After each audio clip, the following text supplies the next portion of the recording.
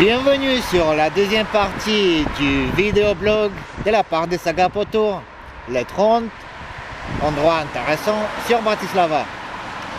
Aujourd'hui, on va vous montrer la cathédrale de Saint-Martin à Bratislava que vous voyez devant vous. La cathédrale a été construite en 1452 à la place d'une petite église qui à cette époque était déjà trop petite pour les besoins des croyants. Comme vous le voyez, la cathédrale est construite en style gothique, mais on peut y trouver aussi du baroque. Mais ça, on va vous montrer dans quelques instants. Nous sommes en face de la tour du cathédrale. Elle a l'auteur de 87 mètres. Et pendant longtemps, la tour faisait partie de la défense de la ville et faisait partie des murs de la ville que vous voyez ici.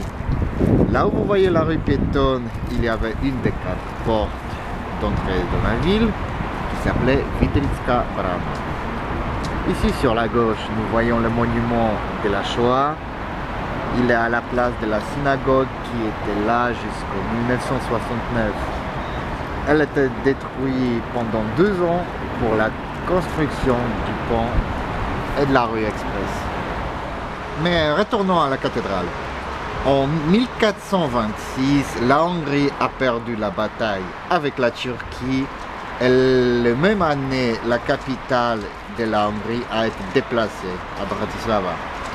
Alors, la cathédrale est devenue l'endroit de la coronation des rois.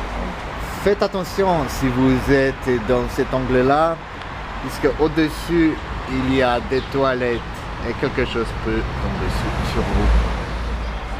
Comme vous le voyez, c'est une cathédrale catholique, mais elle a beaucoup de choses communes avec d'autres foi chrétiens.